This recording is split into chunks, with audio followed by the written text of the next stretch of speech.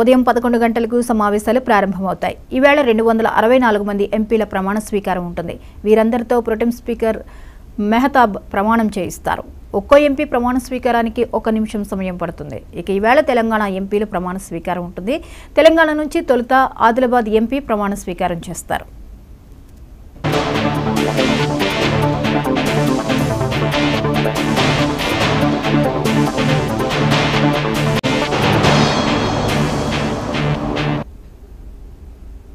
Parliament సమావేశాలు నేడు రెండో రోజు జరుగుతాయి. ఉదయం 11 గంటలకు సమావేశాలు ప్రారంభమవుతాయి. ఈవేళ 264 మంది ఎంపీల ప్రమాణ స్వీకారం ఉంటుంది.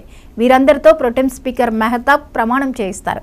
ఒక్కో ఎంపీ ప్రమాణ స్వీకారానికి 1 నిమిషం సమయం పడుతుంది. ఇక ఈవేళ తెలంగాణ ఎంపీలు ప్రమాణ స్వీకారం ఉంటుంది. తెలంగాణ నుంచి తొలుత ఆదిలాబాద్ ఎంపీ ప్రమాణ స్వీకారం చేస్తారు.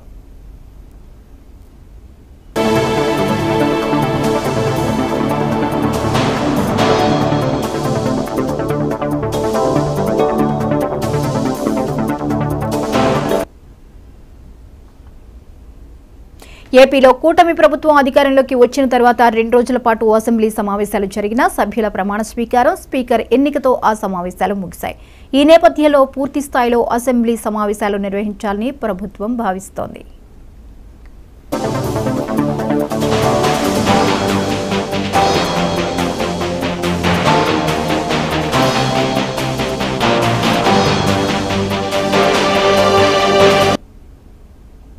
జూలై 3వ వారంలో అసెంబ్లీ సమావేశాలు జరిపే అవకాశం ఉంది. త్వరలోనే తేదీలు ఖరారు చేయనున్నారు. ఆగస్టు నుంచి మార్చి వరకు అవసరమైన రాష్ట్ర బడ్జెట్ ఆమోదానికి ఈ అసెంబ్లీ సమావేశాలు నిర్వహించనున్నారు.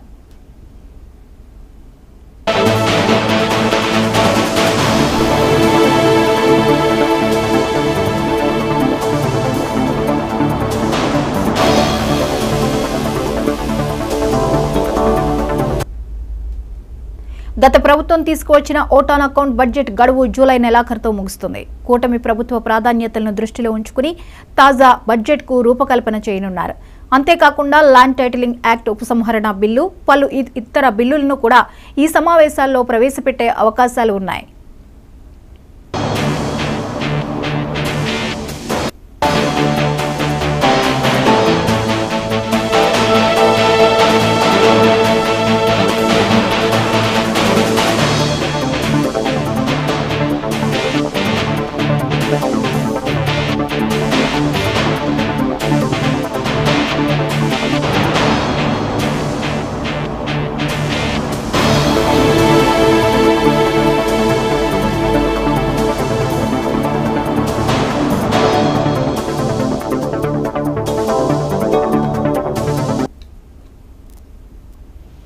ఈ అంశంపై మరిన్ని అప్డేట్స్ ని బ్యూరో చీఫ్ రాఘవేంద్ర అందిస్తారు. రాఘవేంద్ర, చెప్పండి.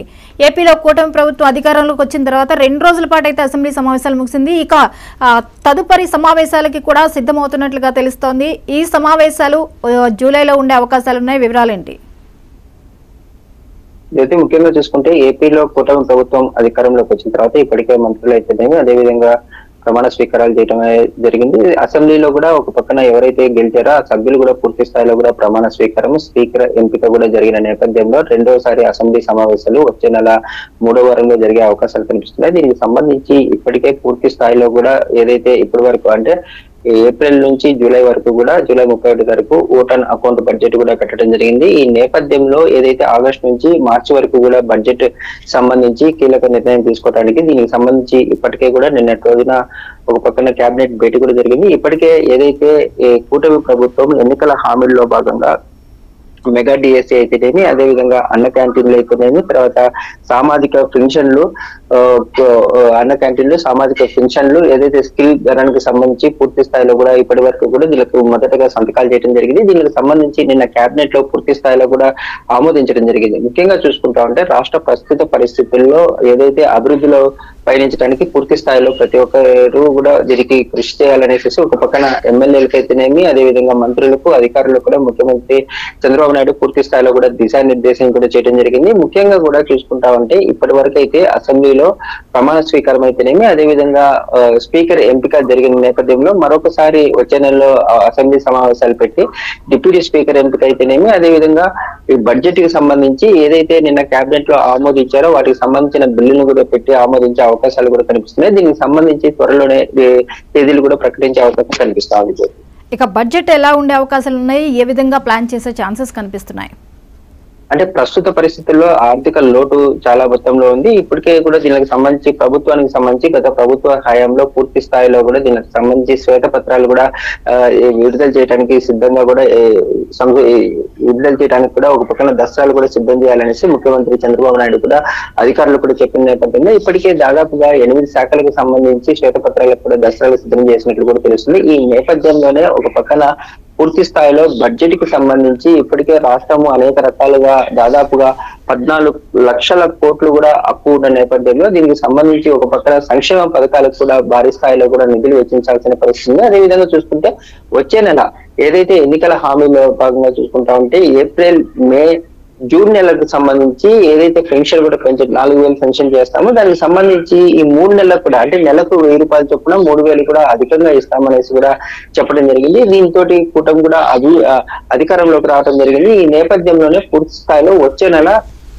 పెన్షన్లు కూడా 7,000 రూపాయలు ఇవ్వాల్సిన పరిస్థితి కూడా ఉంది. ఈ నేపథ్యంలో దీనికి సంబంధించి చర్చలు పూర్తి స్థాయిలో కూడా ఒక పక్కన చర్చించడం, నిన్న కేబినెట్ లో కూడా చర్చించడం జరిగింది. ఈ నేపథ్యంలోనే బడ్జెట్ కి సంబంధించి పూర్తి స్థాయిలో కూడా పథకాలకు సంబంధించి అయితేనేమి, అదేవిధంగా ఏదైతే ఈ అభివృద్ధికి సంబంధించి కూడా పూర్తి స్థాయిలో కూడా బడ్జెట్ సమావేశాల్లో వీటికి సంబంధించి అన్ని కూడా పెట్టే పరిస్థితి అయితే కనిపిస్తుంది. Right, thank you Raghavendra.